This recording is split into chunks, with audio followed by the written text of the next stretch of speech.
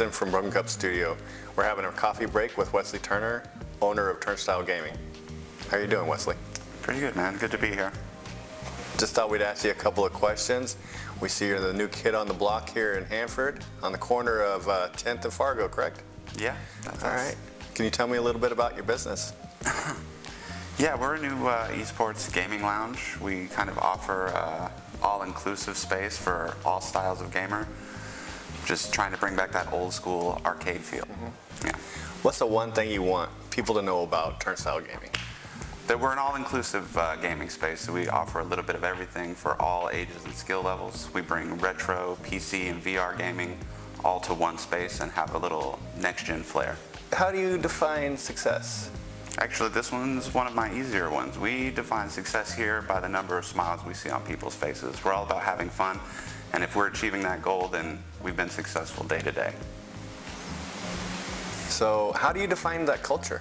Well, we got a little bit lucky. The gaming culture was already pretty prevalent, so we just kind of identified that need for bringing all gamers and game types together and kind of offered a space for everyone in that way.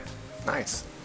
So you said it was already here, right? Mm-hmm. So I assume that you have a lot of competitors. Who are your biggest competitors, or what are your biggest competitors? Well, when we first started out, I was actually looking at competition a completely different way, as something that kind of invited us to the arena, because competitive gaming is so prevalent on the scene. However, since we've been here a while now, I have noticed that you can almost find competition anywhere in game retailers and other entertainment venues, and we like to try to use that as a stepping stone or an example of what we can do to make our space better. So would you say that the competition is healthy in the area, or? I would, yeah, absolutely. There's a lot of, like I said, great video game and board game and even card shop retailers, and they offer a great idea of what the community is looking for specifically in that buying area. It's not necessarily what we do, but it is good for us to know what people are looking for, what they're playing, what they're excited about. And also, the competition comes from those spaces specifically actually offering free space to players. So if you want to set up and play cards, or maybe set up a tournament on your own, that's how I even got into this arena myself, was by visiting my local card shops and finding my community there. But you do kind of outgrow it once you make a go of it. So I decided to give people a larger, more inclusive space to do a little bit of everything, versus like those other entertainment venues or even retailers who specialize in one area and kind of encourage the community to follow them. We're all about encouraging our space to follow the community. How do you advertise your business? Primarily online and through social media. We've also done a lot of boots on the ground, kind of physical advertising and sponsorship campaigns with local businesses. We've tried to, again, foster that idea of community involvement, and that's really been our primary source of advertising. We're a lot of word of mouth because we are a small community, but we found a lot of success online bringing in some of the existing gamer hubs from Fresno and even as far as Bakersfield to us to try to fill in the gaps. Yeah, so all the way from Bakersfield, you say? Oh yeah, absolutely. Our largest tournament last year was actually big enough to even pull professional gamers all the way from Reno. Wow. Yeah. That's pretty far. Yeah, absolutely. Is that pretty normal? With some of the larger tournament events, absolutely. I like to tell some of my day-to-day customers that professional gamers are just like any other professional. They follow the money. Yeah. So if your space is successful and you're holding entertaining events, then you can make bigger prize pools and get more big-name players out to your space. Wow. Tell me, Wesley, what motivates you? Primarily, only my family motivates me. I'm a gamer all day, but a family man first and foremost. I always wanted something that my sons and my wife would be proud of me doing, something that set me apart and helped me build myself up based on what I've always been good at. And games just seemed like a natural fit. So your family is pretty involved? Absolutely. Both my sons actually work here part-time, which is fantastic.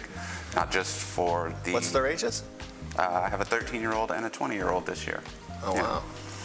it's not just helpful, but it's also a lot of fun. They've kind of grown up with me in that gaming environment, and that's where we got to share a lot of our happiest memories together. Even my wife. We all have our favorite styles of games, and we're all good or bad at some particularly, and it's been a great way for us to share something that we love together.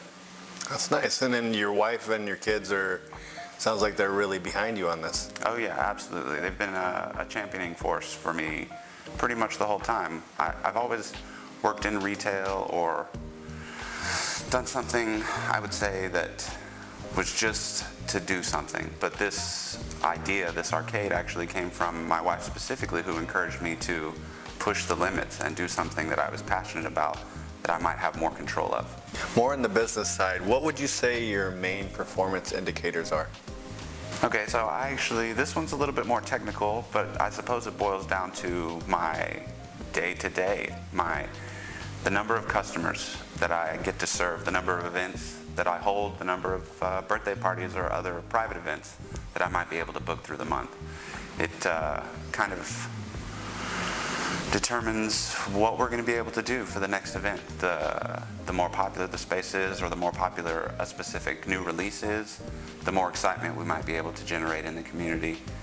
And I would say that as far as performance is concerned, it's all about the number of people that turn out. So are you meeting your minimums for the space at the moment? We are, actually. We've just recently, as a matter of fact, started meeting our bottom line, is what I like to say. Yeah. It's just the amount of overhead, right? We're not here to break the bank or make $1 million. We're here to have a good time, but we do still got to pay the bills. And we are, again, like I said, excited to see that we're finally pushing up and meeting that threshold. And then you mentioned earlier birthday parties and special events. Can you tell me more about that? Yeah, so we are first and foremost video gaming or esports venue. And we do a day-to-day play, and we have a lot of great experiences for any customer to come in, casual or professional. But we like to showcase the space by offering it to private parties or tournament organizers from around the valley. Tournament organizers specifically, will come in and set up their own tournament events, usually a paid event that offers some sort of cash or otherwise, predetermined prize pool.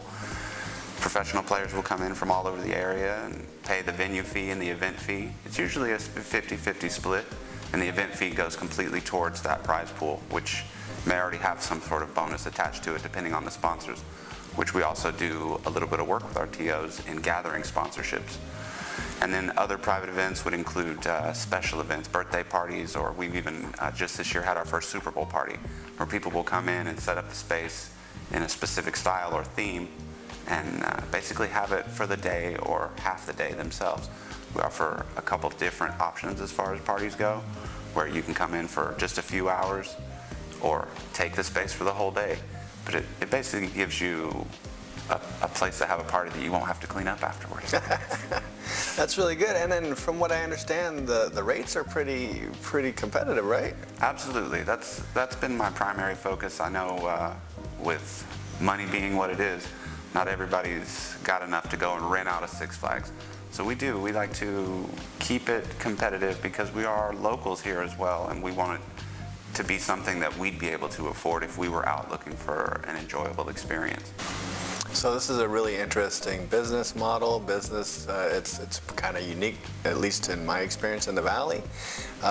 So I imagine it takes a certain kind of individual to do this. What would you say your strengths are?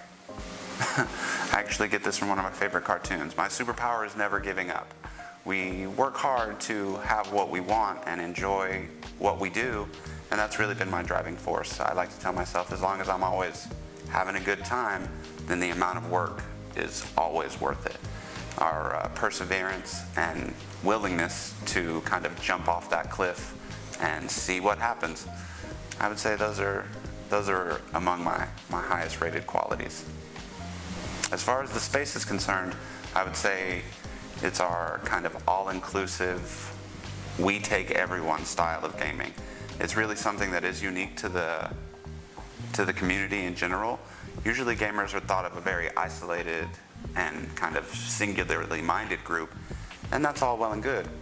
But in the end, they are still all doing it for the exact same reason, because they enjoy it, because it's a fun experience for them, and because it brings them a little bit of joy. And that was, again, one of my main strengths, is being able to do that, being able to see that and help people find a space where they, feel comfortable and accepted. And so, saying that, it sounds like you've probably had multiple people come in and maybe make friends with other people who both they enjoy either the tournament style or just the regular gaming, right? Absolutely, absolutely. We've got, surprisingly enough, a whole generation of kids who actually didn't get to see spaces like this.